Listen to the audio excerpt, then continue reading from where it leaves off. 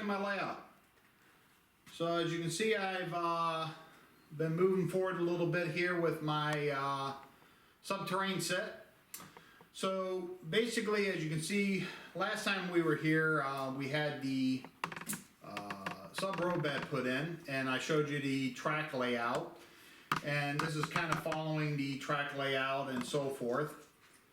Now you see these, basically these bunch of white pieces that I have laying all around. This here is Woodland Scenics SubTerrain kit. So this is all part of basically different pieces you can buy. As you can see, I have right here, I have some, this is what's called risers. These are 3/4 inch risers. And then I have some incline, decline starters. These are 2% incline, decline starters.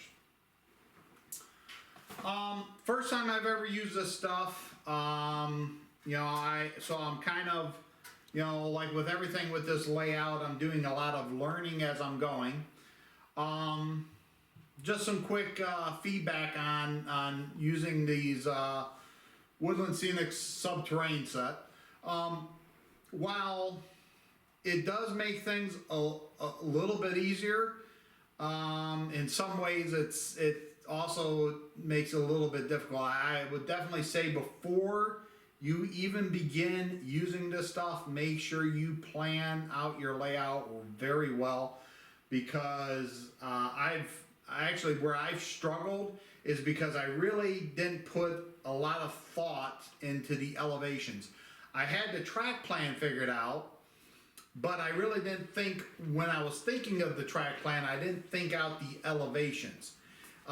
In this case, such as this area right in here, I had to actually change my track plan. I don't know if you remember, on my track plan, I had a bunch of switching in here and so forth. I actually had to change that because when I started putting in the elevations with the subterranean set, the sets, it just wasn't going to work. Especially, I realized that I wanted to build this nice lumber camp and everything here. I just was not going to have enough room to fit everything in. So essentially, just like everything with model railroading, it's you have to be adaptive to change, because no matter how much you plan something out, it's probably going to change no matter what. So other thing I found out about this subterranean set is initially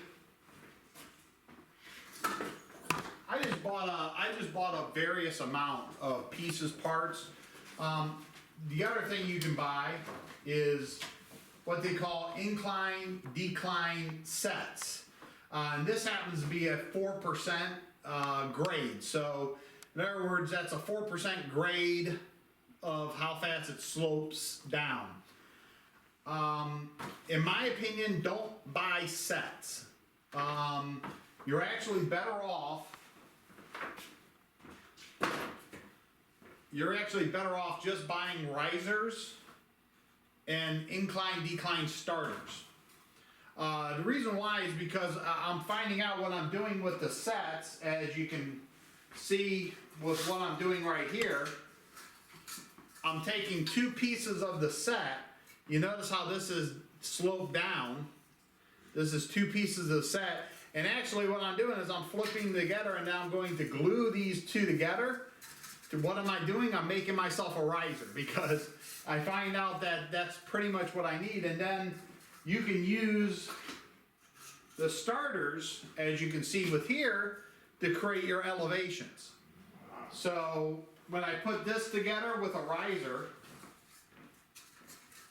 you can see I put this together with a riser, and basically I have, and then I can just add on right here, and I can just bring out my elevation as I go around and bring it back down or bring it back up, or however you want it to be.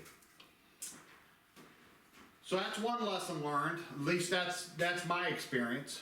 The other experience I have with this stuff is, as you can see, I showed you I have this 4% incline, decline. Don't buy that. Not for HO scale. Do not do it. It's too much of a grade.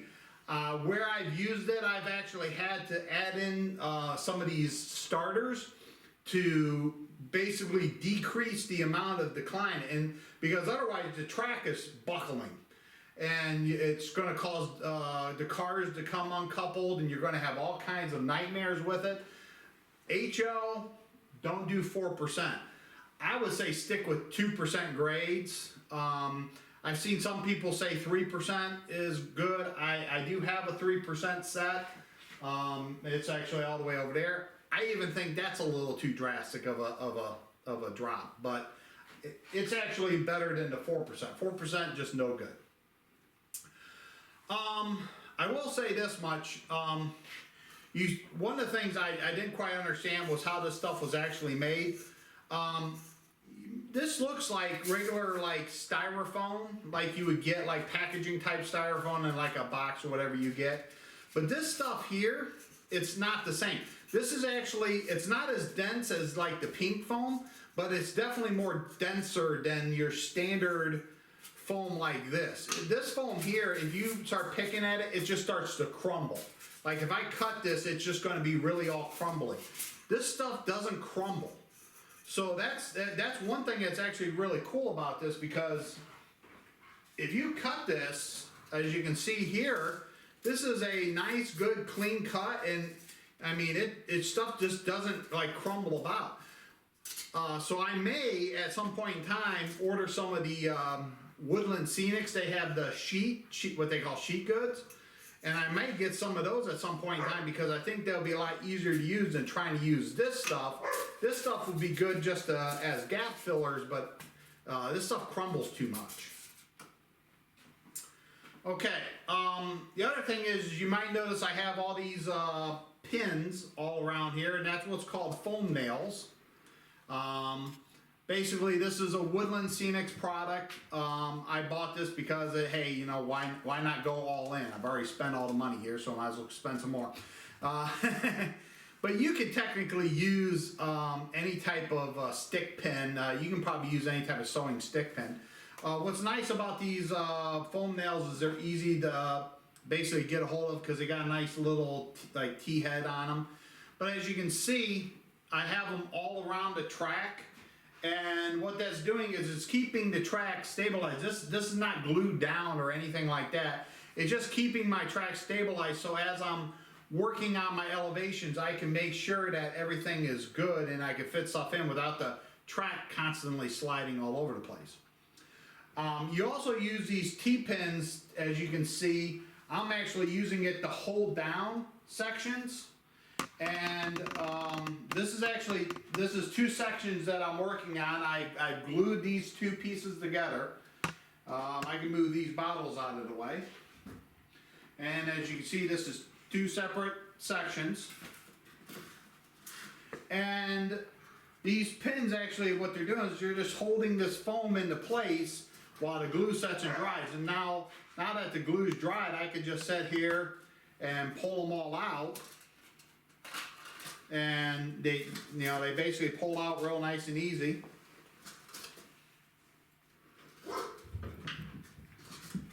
And then now this piece is ready to fit in place, and actually this is gonna go up into here and fit kind of like right around in here.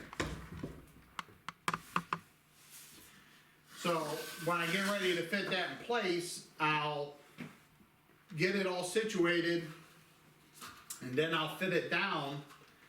What you do is you take your foam nails,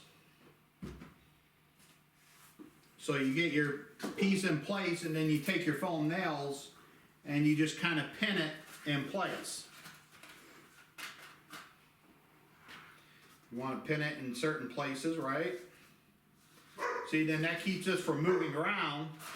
And then if you need to get it in on a curve, you can sit there and you bend your curve in, and you put a nail in, and voila, your curve stays locked in place. So that's pretty much how you put this stuff down. This is also the reason why one of the main reasons why I went with the peak foam down here as my sub row bed, because as you can see, it's easy to put these foam nails down into. If this was just straight plywood, you have to put a little more pressure, you end up with a sore thumb after a while. So what do I use to glue these two pieces together? Well, just like everything else, I told you I'm all in on the Woodland Scenics train here. I'm buying stock in Woodland Scenics. I'm using Woodland Scenics foam tack glue. Okay. Now, I'm gonna be honest with you. When I put this stuff out onto a piece of the foam, it looks like just ordinary white glue. When you take a whiff of it, it smells like ordinary white glue, but it doesn't actually act like ordinary white glue. I was a little skeptical at first, but when you're taking like a piece like this size and you start gluing it down, I can actually glue this down an angle like at a bend with this stuff, and it actually doesn't move. So it's something, there's a little bit of more of a tackiness to it than just standard white glue. And I'll tell you this, and also when this stuff dries, it dries really nice and solid. This doesn't feel like it's gonna come apart or anything. And from what Woodland Scenics says about this here foam tack glue, is that if you use a hot wire cutter to cut this, this glue is not toxic. So it's not going to be bad. And that's also true about their Woodland Scenics foam. It's supposed to be non-toxic. They actually recommend that if you use a hot wire cutter for this or the pink foam, to make sure your room is well ventilated, because it does let out a bit of toxicity, but this stuff is not supposed to. Once again, not supposed to. I am not a doctor. I just played one on TV. Okay. So what I'm going to do now is I'm just going to go ahead and we're going to wheel the camera around over to the other side of the layout, and I'll show you about how I'm gluing this into place onto the sub row bed. So we'll go ahead and switch it around real quick. Okay. So as you can see, I got this place, I got this setting all in place, and I'm going to basically be gluing it down. What I'm using is just a hot glue gun. You can pick these up at Home Depot. As a matter of fact, I believe this particular one, I'm not sure if I picked it up at Home Depot or I picked it up at the craft store. But they basically use these glue sticks, and you can buy these in various different lengths and sizes. This is what's called a low temp glue gun. They have also varying temperature glue guns. According to Woodland Scenics, you want to use a low temp type hot glue gun, because anything hotter, the tip actually starts to get a little too hot, and if you put it up against the foam, it will cause the foam to melt, and you don't want that. So basically, you know, you just bring in your glue gun, and right here along the edge, where the foam meets the sub row bed, you're basically just going to come in here and just squeeze out a bead of glue. And you can see I'm just kind of squeezing out. And there you go, and that's all she wrote. I'm going to come in here and I'm going to put some along the back side here.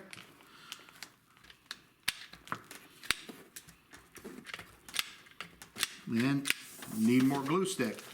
One thing I can tell you about these glue guns is they go through the glue sticks.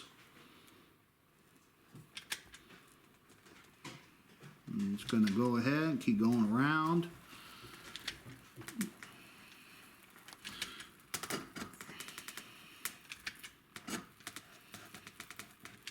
And there you go.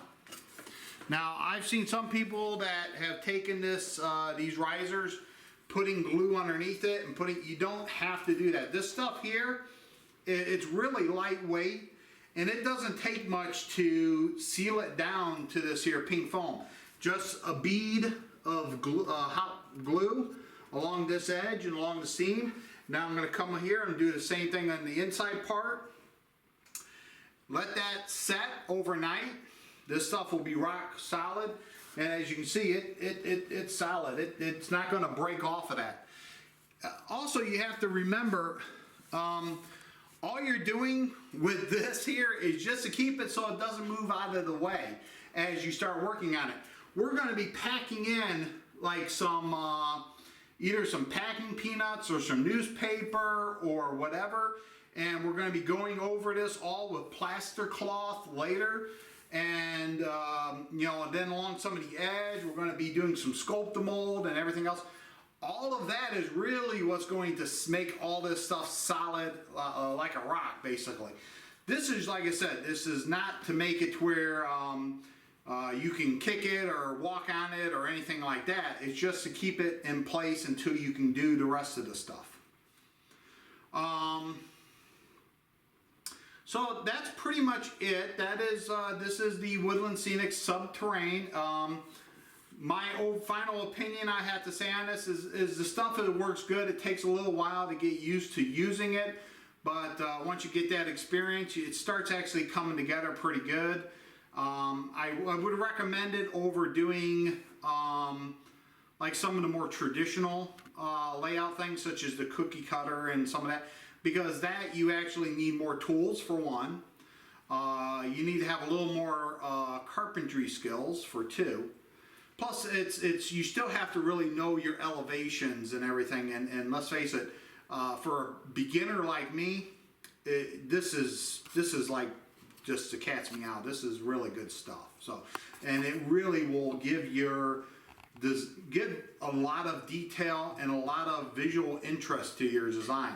One thing I see a lot of people that begin, and you can even tell by my my Christmas layout I did. A lot of people, when they begin with a layout, it's usually flat, you know, and it's once you start getting some elevations and some nice curves and letting the ground, it really brings a lot of visual interest to your layout. So that is it until our next video. Thanks for watching. Bye.